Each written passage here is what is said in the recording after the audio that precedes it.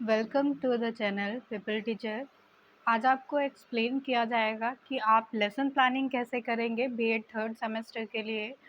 तो lesson planning के लिए क्या क्या इम्पोर्टेंट होता है या कैसे आपको आइडिया मिल जाएगा कि कैसे आप लेसन प्लान प्रिपेयर करेंगे अपने सब्जेक्ट के लिए या अपने मेथड्स के लिए।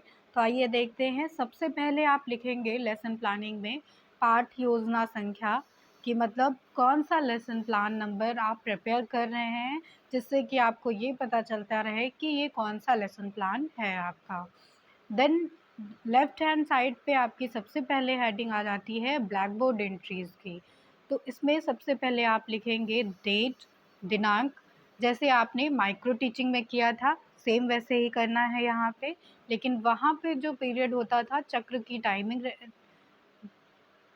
की जो टाइमिंग होती थी वो आपकी वहाँ पे 5 टू 10 मिनट्स की होती थी। ये लेकिन यहाँ पे आप 30 टू 35 मिनट के पीरियड्स लेंगे। इसके बाद लेफ्ट हैंड साइड में नेक्स्ट हेडिंग आपकी आ जाती है जस्ट नीचे विषय की। तो सब्जेक्ट आप यहाँ पे लिखेंगे कि कौन सा सब्जेक्ट आप पढ़ाने जा रहे हैं। देन नेक्स्ट आ जाएगी हेडिंग आपकी प्रकरण की। तो इसमें आप टॉपिक बताएंगे कि इस सब्जेक्ट के अंडर में आप ये पढ़ाने जा रहे हैं। देन आते हैं राइट हैंड साइड पे। तो राइट हैंड साइड पे आप दिनांक के जस्ट सामने लिखेंगे कक्षा या क्लास, तो कौन सी क्लास में आप पढ़ाने जा रहे हैं। इसके बाद चक्र आ जाएगा, तो पीरियड आप बताएंगे कि कौन सा पीरियड है। देन अवधि, ड्यूरेशन आप बताएंगे कि कितनी ड्यूरेशन के लिए आप यहाँ पे टीचिंग करेंगे। तो नॉर्मली ये ड्यूरेशन 30 टू 35 मिनट की ही होती है। तो ये थी black board entries. Black board entries के बाद में सबसे पहली हेडिंग होगी इसमें अब सामान्य उद्देश्य की। तो लेसन प्लानिंग में ब्लैक बोर्ड एंट्रीज के बाद जो हेडिंग आएगी वो सामान्य उद्देश्य जर्नल ऑब्जेक्टिव्स की होती है। तो जर्नल ऑब्जेक्टिव्स जो होते हैं वो आपके ऐसे उद्देश्य होंगे, ऐसे ऑब्जेक्टिव्स होते हैं जो आपके सब्जेक्ट से डील करेंगे। तो आप कौन सा सब्जेक्ट पढ़ाने जा रहे हैं वो सारे उद्देश्य यहाँ पे आप लिखेंगे। और हर एक आपके लेसन प्लानिंग में एक सब्जेक्ट के लिए जर्नल ऑब्जेक्टिव्स जो होंगे, सामान्य उद्देश्य जो रहेंगे वो सेम रहते हैं।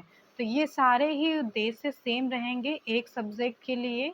देन जब आपका सब्जेक्ट चेंज होगा तब ये जाके जर्नल ऑब्जेक्टिव्स चेंज होंगे।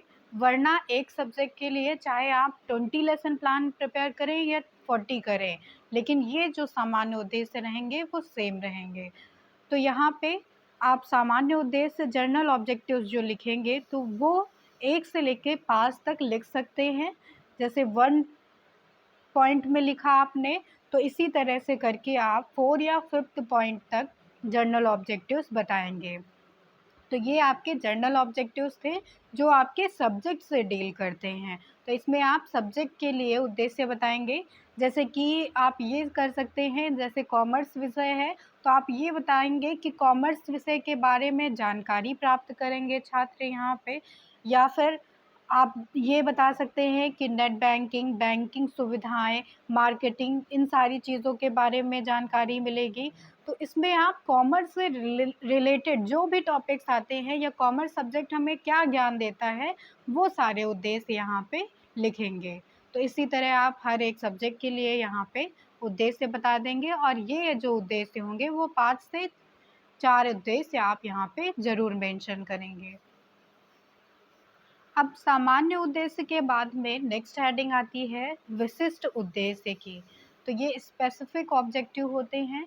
स्पेसिफिक ऑब्जेक्टिव आपके बदलते रहते हैं अकॉर्डिंग टू द टॉपिक। तो स्पेसिफिक ऑब्जेक्टिव किससे डील करते हैं, ये टॉपिक से डील करते हैं। तो आप किस सब्जेक्ट में कौन सा टॉपिक पढ़ाने जा रहे हैं उसके अकॉर्डिंग स्पेसिफिक ऑब्जेक्टिव जो होंगे वो चेंज होते रहते हैं। ये सेम नहीं रहेंगे, ये डिपेंड करेंगे टॉपिक्स पर, कौन सा टॉपिक आप पढ़ा रहे हैं उसके अकॉर्डिंग स्पेसिफिक ऑब्जेक्टिव चेंज हो जाएंगे। तो स्पेसिफिक ऑब्जेक्टिव लिखने का तरीका ये होता है कि आप सबसे पहले हेडिंग लिखेंगे ज्ञानात्मक या नॉलेज। तो ज्ञानात्मक में आप 2 पॉइंट बताएंगे। तो ज्ञानात्मक में वो आप वो सारे पॉइंट यहाँ पे डिस्क्लोज कर देंगे कि कौन सा ज्ञान या आपके टॉपिक से बच्चों को क्या ज्ञान मिलने वाला है, तो वो ज्ञानात्मक उद्देश्य में आ जाता है। इसके बाद विशिष्ट उद्देश्य में दूसरी हेडिंग आ जाती है बोधात्मक या अंडरस्टैंडिंग की। तो बोधात्मक में भी आप 2 पॉइंट बताएँगे। तो इन 2 पॉइंट्स में आप ये लिखेंगे कि आप जो टॉपिक पढ़ाने जा रहे हैं, उससे स्टूडेंट को क्या समझ में आया है, उनकी कितनी अंडरस्टैंडिंग डेवलप हुई है, ये चीज़ आप बताएँगे यहाँ पे। द नेक्स्ट हेडिंग आती है विशिष्ट उद्देश्य में प्रयोगात्मक या एप्लीकेशन की। तो प्रयोगात्मक का मतलब हो जाता है कि यहाँ पे आप उस टॉपिक से रिलेटेड जो भी इंफॉर्मेशन बच्चे को दे दिए हैं या जो भी टीचिंग आपने की है, जिन-जिन टॉपिक्स पे आपने उनको ज्ञान दिया है, तो उस ज्ञान को या उस नॉलेज को बच्चे कितना अप्लाई कर पा रहे हैं, वो आप इन दोनों पॉइंट्स में डिस्क्लोज़ करेंगे यहाँ पे कि उस नॉलेज को, उस टॉपिक के नॉलेज को स्टूडेंट अपनी रियल लाइफ में या अपनी रियल लाइफ सिचुएशन में कैसे अप्लाई कर पा रहे हैं, वो चीज़ आप यहाँ पे बताएँगे। देन आपके स्पेसिफिक ऑब्जेक्टिव यहाँ पे कंप्लीट हो जाते हैं। अब नेक्स्ट हेडिंग आती है सहायक सामग्री की। तो लेसन प्लानिंग में नेक्स्ट हेडिंग आपकी हो जाती है मटेरियल्स रिक्वायर्ड। कौन-कौन से मटेरियल्स आपको रिक्वायर्ड हैं आपके टॉपिक के लिए, वो आप यहाँ पे डिस्क्लोज़ कर देंगे। तो इसमें कुछ टीचर्स बताते हैं कि आप रोलिंग बोर्ड, चॉक, डस्टर ये सारी चीज़ें मेंशन कर देते हैं, लेकिन ऐसा आपको बिल्कुल भी नहीं करना है।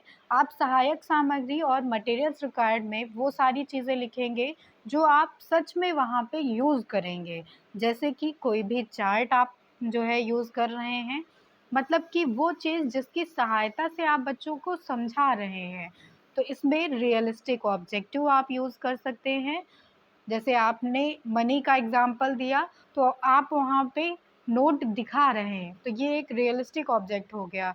आप अगर फर्नीचर की बात कर रहे हैं, तो आप टेबल या फिर चेयर्स इन सारी चीज़ों को वहाँ पे जो है डिनोट कर रहे हैं, दिखा रहे हैं रियल में, तो ये रियलिस्टिक ऑब्जेक्टिव हो जाते हैं। इसके बाद आप चार्ट का यूज़ कर सकते हैं, पैम्पलेट्स का यूज़ कर सकते हैं या फिर मॉडल्स का यूज़ कर सकते हैं। तो ये सारी चीज़ें आपकी जो होंगी वो सहायक सामग्री में आएँगी। सहायक सामग्री के बाद नेक्स्ट हेडिंग आ जाती है लेसन प्लानिंग में पूर्व ज्ञान की।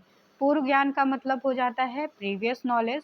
तो जो टॉपिक आप पढ़ाने जा रहे हैं स्टूडेंट्स को, उसके बारे में बच्चा पहले से थोड़ी बहुत नॉलेज ज़रूर रखता होगा या फिर आप उससे मिलता-जुलता नॉलेज को जो है कनेक्ट करके रियल लाइफ़ सिचुएशन में तब यहाँ पे लिख देंगे। जैसे कि आप अगर मनी के बारे में बता रहे हैं, तो ये लिख सकते हैं आप कि लेन-देन के लिए उपयोग की जाने वाली वस्तु के बारे में बच्चे जानकारी रखते हैं। या फिर आप कोई भी टॉपिक लेंगे, जैसे आप मार्केट पढ़ाने जा रहे हैं, तो आप ये लिखेंगे कि बच्चे ये जानते हैं कि हम वस्तुएँ कहाँ से खरीदते हैं। तो ये सारी चीज़ें आप यहाँ पे पूर्व ज्ञान में मेंशन करेंगे कि आप जो टॉपिक पढ़ाने जा रहे हैं, उससे मिलता-जुलता हल्की-फुल्की नॉलेज बच्चों को पहले से थी। अब आप नेक्स्ट हेडिंग लिखेंगे अपने लेसन प्लानिंग में, तो पूर्व ज्ञान के बाद आपकी जो हेडिंग आ जाती है, वो आती है प्रस्तावना की। इंट्रोडक्शन आप यहाँ पे डालेंगे और इंट्रोडक्शन में आपके 3 पार्ट्स बनेंगे। तो फर्स्ट पार्ट होगा इसमें क्रम संख्या का, जिसमें आप सीरियल नंबर लिख देंगे। देन सेकंड पार्ट इसमें आ जाता है छात्र अध्यापक या छात्र-अध्यापक क्रिया। तो इसमें आप पीपल टीचर एक्टिविटी को दिखाएँगे कि पीपल टीचर जो है वो क्लास में कौन-कौन सी एक्टिविटी कर रहे हैं। इसके बाद स्टूडेंट एक्टिविटी को आप यहाँ पे दिखाएँगे। छात्र क्रिया मतलब कि जो पीपल टीचर ने एक्टिविटी की उस पे छात्रों की क्या क्रिया थी, उन्होंने कैसा रिस्पॉन्स किया, ये आप इसमें दिखाएँगे। तो प्रस्तावना में आप फर्स्ट जो है सीरियल नंबर लिखेंगे और इसमें आप सबसे पहले एक क्वेश्चन करेंगे। तो उस क्वेश्चन ये जो क्वेश्चन होगा आपका, वो डायरेक्टली आपके टॉपिक से रिलेटेड नहीं होगा, बल्कि आप ऐसा क्वेश्चन लेंगे जो आपके टॉपिक से इनडायरेक्टली रिलेट करता हो। तो उससे आपके टॉपिक निकलवाने से पहले आपको ऐसे 3 क्वेश्चन बना देने हैं, जो धीरे-धीरे करके आपके टॉपिक तक आते हों। तो इसमें आप सबसे पहले जो है क्वेश्चन करेंगे, देन उसमें जो है छात्र आंसर करेंगे उसके बारे में। देन आप उस उत्तर से जो है नेक्स्ट क्वेश्चन करेंगे स्टूडेंट से, उसका आंसर देंगे स्टूडेंट्स। इसके बाद आप तीसरा क्वेश्चन करेंगे स्टूडेंट के उत्तर से ही, फिर स्टूडेंट यहाँ पे आंसर देंगे। फिर आप फोर्थ क्वेश्चन करेंगे। जब यहाँ पे आप क्वेश्चन करेंगे तो इससे यहाँ पे स्टूडेंट आपका टॉपिक निकलवा देंगे। तो यहाँ पे आपने स्टूडेंट से टॉपिक निकलवा लिया है अपना, तो आप यहाँ पे प्रकरण लिख देंगे। या फिर आप ऐसा भी कर सकते हैं कि थर्ड क्वेश्चन में आप टॉपिक निकलवा लें और उसके बाद टॉपिक से ही आप फोर्थ क्वेश्चन बना दें। तो ये क्वेश्चन बच्चों के लिए प्रॉब्लमैटिक क्वेश्चन हो जाएगा, समस्यात्मक क्वेश्चन हो जाएगा। तो यहीं पे आपका इंट्रोडक्शन समाप्त हो जाएगा। अब मैं आपको एक एग्जांपल के थ्रू ये चीज़ समझाती हूँ। तो इंट्रोडक्शन में सबसे पहले जैसे क्वेश्चन पेपर टीचर करेंगे, अगर मान लीजिए आपका टॉपिक है मनी का, तो आप इसमें कैसे क्वेश्चन फॉर्म करेंगे बच्चों से। तो ये आपका पहला क्वेश्चन हो जाएगा कि हम वस्तुएं कहाँ से खरीदते हैं। ये आप यहाँ पे क्वेश्चन लिखेंगे कि हम वस्तुएं कहाँ से खरीदते हैं। तो यहाँ पे स्टूडेंट आंसर करेंगे कि हम वस्तुएं मार्केट से खरीदते हैं। जब बच्चों ने यहाँ आंसर कर दिया कि हम वस्तुएं मार्केट से खरीदते हैं, तो बच्चों के बताने के बाद आप उनसे सेकंड क्वेश्चन करेंगे उन्हीं के आंसर से कि मार्केट में हम वस्तुएं कहाँ से खरीदते हैं। तो यहाँ पे स्टूडेंट आंसर करेंगे कि मार्केट में हम वस्तुएं शॉपकीपर से खरीदते हैं। तो शॉपकीपर आप यहाँ पे फुल सेंटेंस में ही आप आंसर लिखिएगा यहाँ पे कि मार्केट में हम वस्तुएं शॉपकीपर से खरीदते हैं। देन थर्ड क्वेश्चन आप यहाँ पे रेज करेंगे स्टूडेंट से कि शॉपकीपर को हम वस्तुओं के बदले में क्या देते हैं। जब हम वस्तु खरीदते हैं तो शॉपकीपर को उसके बदले में क्या देते हैं। तो यहाँ पे स्टूडेंट आंसर करेंगे कि जब हम वस्तुएं खरीदते हैं तो स्टूडेंट तो हम शॉपकीपर को मनी ऑफ़र करते हैं। तो मुद्रा को ऑफ़र करके हम जो है शॉपकीपर से अपनी वस्तु ले लेते हैं। तो यहाँ पे आप अब मुद्रा से ही क्वेश्चन करेंगे, मनी से क्वेश्चन करेंगे कि what do you mean by money. तो मुद्रा से आप क्या समझते हैं, आपका ये नेक्स्ट क्वेश्चन हो जाएगा। तो ये क्वेश्चन बच्चों के लिए प्रॉब्लमैटिक हो जाएगा। तो यहाँ पे आप प्रॉब्लमैटिक क्वेश्चन या समस्यात्मक प्रश्न लिख देंगे। तो ये आपका इंट्रोडक्शन यहीं पे समाप्त हो जाएगा। देन लेसन प्लानिंग में आपकी नेक्स्ट हेडिंग आ जाएगी इंट्रोडक्शन के बाद में स्टेटमेंट ऑफ एम्स। तो उद्देश्य कथन की हेडिंग आएगी आपके इसमें। तो स्टेटमेंट ऑफ एम का मतलब हो जाता है कि जब आप स्टूडेंट से अपना टॉपिक निकलवा लेते हैं तो यहाँ पे आप टॉपिक को डिस्क्लोज करेंगे। अब आप अपने टॉपिक का नाम लेंगे अपने क्लास में। तो आप यहाँ पे एक स्टेटमेंट देंगे कि आज हम, तो आप अपना विषय बताएंगे कि आपका साइंस विषय है या कॉमर्स है या फिर इकोनॉमिक्स है या हिंदी है। तो इस विषय के अंतर्गत फिर आप यहाँ पे टॉपिक लेंगे कि आप कौन सा टॉपिक पढ़ाने जा रहे हैं। जैसे आप मनी पढ़ाने जा रहे हैं तो कॉमर्स विषय के अंतर्गत मुद्रा के बारे में या मनी संबंधित प्रकरण के बारे में विस्तार पूर्वक अध्ययन करेंगे। तो ये आपका स्टेटमेंट हो जाएगा जो स्टेटमेंट ऑफ एम्स होगा। उद्देश्य कथन आपने कर लिया। देन आप लेसन प्लानिंग में नेक्स्ट हेडिंग लिखेंगे। अब आपकी जो नेक्स्ट हेडिंग होगी वो जुड़ी होती है प्रस्तुतिकरण से। तो यहाँ पे आप लिखेंगे हेडिंग प्रेजेंटेशन, और प्रेजेंटेशन के बाद में आप फर्स्ट कॉलम में लिखेंगे शिक्षण बिंदु। तो यहाँ पे टीचिंग पॉइंट लिखेंगे। इसके बाद नेक्स्ट कॉलम आपका बनेगा छात्राध्यापिका या छात्रा अध्यापक क्रिया का, पीपल टीचर एक्टिविटी का ये कॉलम हो जाएगा। द नेक्स्ट कॉलम आपका होता है छात्र क्रिया का। तो इसमें आप स्टूडेंट एक्टिविटी लिखेंगे। इसके बाद उपकरण या फिर तकनीक का कौन सा यूज़ किया है आपने, डिवाइस और टेक्निक यहाँ पे लिखेंगे। देन लास्ट हेडिंग इसमें आपकी हो जाती है ब्लैक बोर्ड वर्किंग। तो इसमें आप ब्लैक बोर्ड कार्य लिखेंगे, श्यामपट्ट कार्य लिख देंगे। तो शिक्षण बिंदु में आप सबसे पहले बिंदु लिखेंगे कि ये पहला बिंदु है, जो टॉपिक आप पढ़ाने जा रहे होंगे वही पहला बिंदु हो जाएगा आपका। तो यहाँ पे आप उस टॉपिक से रिलेटेड क्वेश्चन करेंगे, तो उस क्वेश्चन का स्टूडेंट आंसर करेंगे। तो यहाँ पे क्वेश्चन आंसर या प्रश्नोत्तर तकनीकी का यूज़ किया गया है आपके द्वारा, और जो भी आप ब्लैक बोर्ड राइटिंग करेंगे वो यहाँ पे लिख देंगे। तो स्टूडेंट के आंसर करने के बाद में पेपर टीचर यहाँ पे एक्सप्लेन करेंगे उस स्टेटमेंट को, और उसके बाद में छात्र जो होंगे वो ध्यान पूर्वक जो है सुनेंगे छात्र अध्यापक के कथन को। तो यहाँ पे एक्सप्लेनेशन या व्याख्यान विधि का यूज़ किया जा रहा है। इसके बाद आप नेक्स्ट टीचिंग पॉइंट रखेंगे, तो आप जिस टॉपिक के बारे में पढ़ा रहे होंगे उसके फंक्शन, टाइप्स, एडवांटेज, डिसएडवांटेज, तो जो भी आप नेक्स्ट टीचिंग पॉइंट ले रहे हैं वो यहाँ पे मेंशन करेंगे। तो उससे रिलेटेड यहाँ पे आप क्वेश्चन करेंगे, तो उसका जो है छात्र आंसर करेंगे। तो यहाँ पे प्रश्नोत्तर विधि या क्वेश्चन आंसर विधि का यूज़ किया जा रहा है।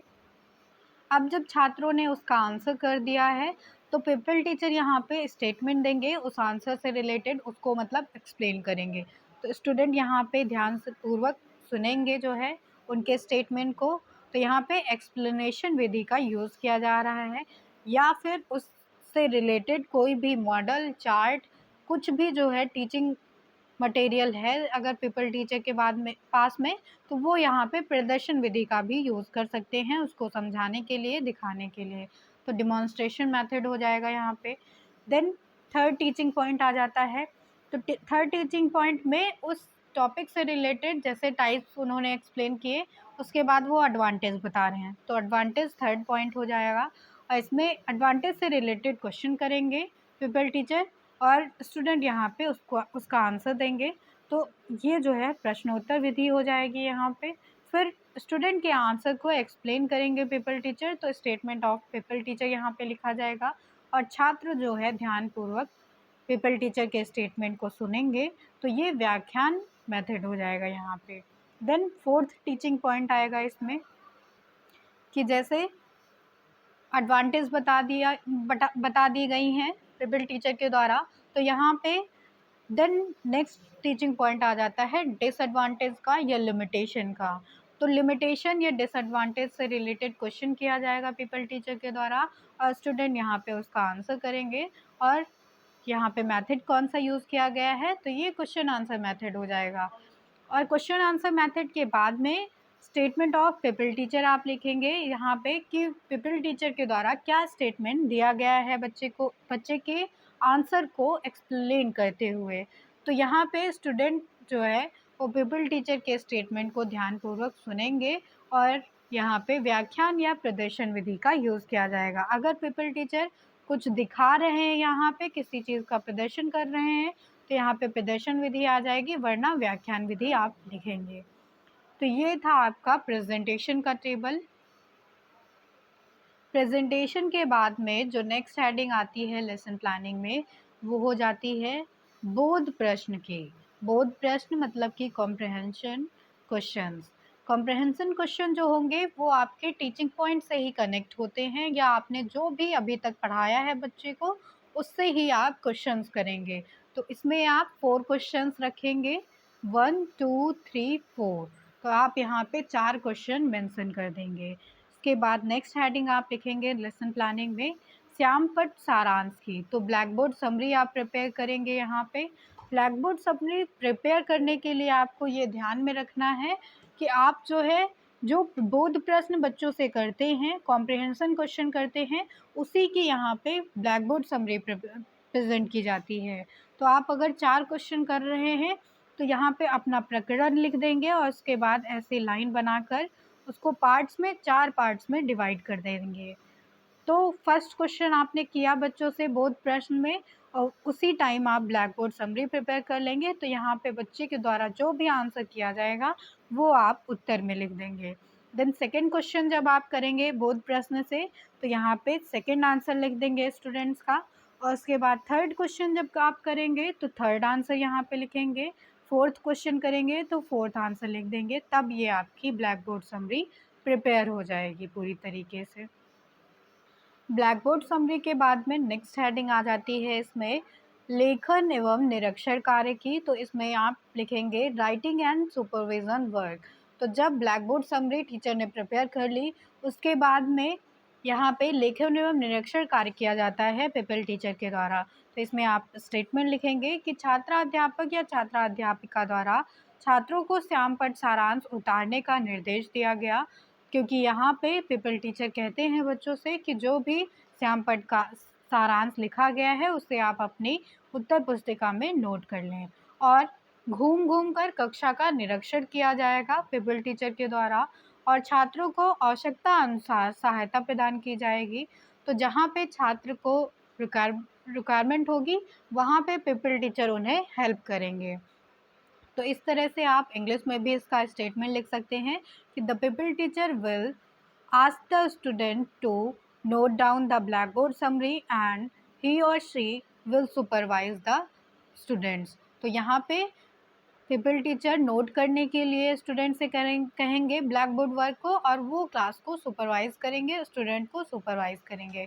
देन आपकी नेक्स्ट हेडिंग आ जाती है लेसन प्लानिंग में पुनरावृत्ति प्रश्न या रिकैप्चुलेशन क्वेश्चन की। तो रिकैप्चुलेटरी क्वेश्चंस वो होते हैं कि इसमें आप अपने टॉपिक से रिलेटेड 4 या 5 क्वेश्चंस रखेंगे जो ट्रू फॉल्स में हो सकते हैं, सत्य असत्य में रहेंगे या फिर रिक्त स्थान की पूर्ति के लिए हो सकते हैं, फिल इन द ब्लैंक्स के फॉर्म में आप क्वेश्चन कर सकते हैं और सही मिलान के रूप में कर सकते हैं, आप मैच द फॉलोइंग के रूप में कर सकते हैं। तो इस तरह से आप स्टूडेंट से क्वेश्चन करेंगे। लेकिन ये जो पुनरावृत्ति क्वेश्चन या रिकैप्चुलेटरी क्वेश्चंस होते हैं वो आप रोलिंग बोर्ड पे लिखेंगे और रोलिंग बोर्ड पे आप एक एक करके स्टूडेंट को बुलाते हैं, तब वो उस क्वेश्चन को पढ़ेंगे और उसके बाद वहीं पर उस क्वेश्चन का आंसर लिख देंगे। तो ये आपके रोलिंग बोर्ड के क्वेश्चन हो जाते हैं। इसके बाद आपकी लास्ट हेडिंग आ जाती है लेसन प्लानिंग में होमवर्क की गृह कार्य या फिर असाइनमेंट जो आप देंगे। तो ये जो होमवर्क होगा वो आपके टॉपिक से ही रिलेटेड होता है। तो ब्लैक बोर्ड पर आप यहाँ पे टॉपिक लिख देंगे कि क्या आप होमवर्क जो है बच्चों को दे रहे हैं। तो आप होमवर्क ऐसा भी दे सकते हैं कि जो टॉपिक आपने पढ़ाया है वो जो है बच्चों को लर्न करके आना है, या आप कोई और भी टॉपिक के लिए या इस टॉपिक से रिलेटेड किसी एक एक्टिविटी के लिए जो है होमवर्क देना चाहते हैं तो वो भी आप दे सकते हैं। तो जो भी आपका होमवर्क होगा वो आप ब्लैक बोर्ड पे लिख देंगे। तो यहाँ पे आपकी लेसन प्लानिंग समाप्त होती है। अब आपको लेसन प्लानिंग में हेल्प करने के लिए एक चार्ट के थ्रू मैं समझाऊंगी कि कौन कौन से आप हेल्पिंग वर्ब यूज़ कर सकते हैं, एक्शन वर्ब आप क्या यूज़ कर सकते हैं। तो हर्बर्ट एंड ब्लूम्स टैक्सोनॉमी के अनुसार, हर्बर्ट एंड ब्लूम्स ने जो टैक्सोनॉमी दी थी उसी के अनुसार जो है एलयू में लेसन प्लानिंग की जाती है, उसी के अनुसार स्पेसिफिक ऑब्जेक्टिव रखे जाते हैं।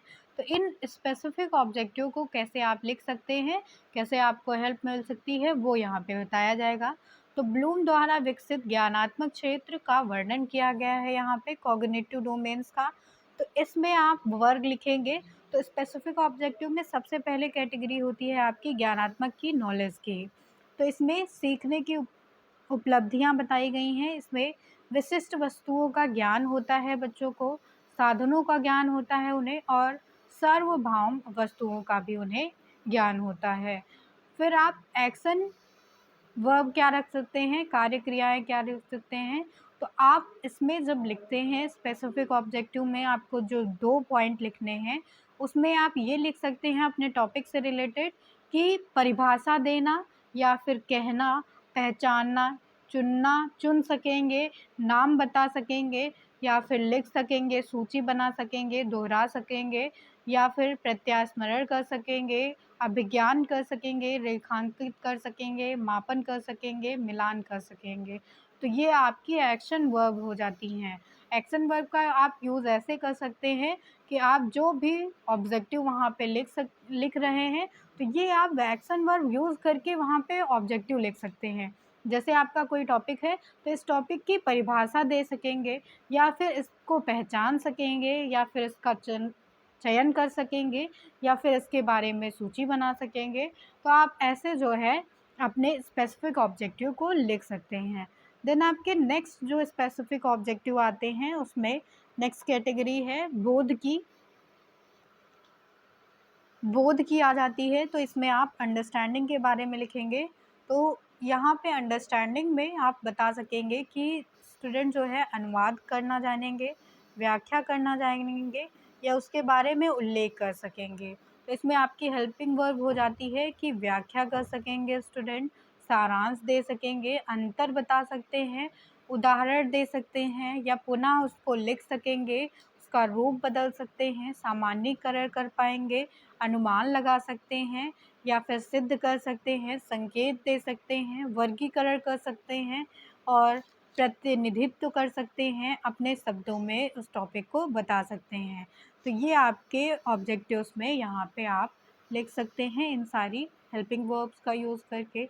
देन थर्ड जो आपका पॉइंट आता है स्पेसिफिक ऑब्जेक्टिव में, वो हो जाता है प्रयोगात्मक का या एप्लीकेशन का। तो प्रयोगात्मक का उद्देश्य होता है कि नियमों तथा सिद्धांतों का सामान्यीकरण कर सकेंगे स्टूडेंट, या फिर निदान या डायग्नोसिस कर सकेंगे और पाठ्य वस्तु का प्रयोग कर सकेंगे।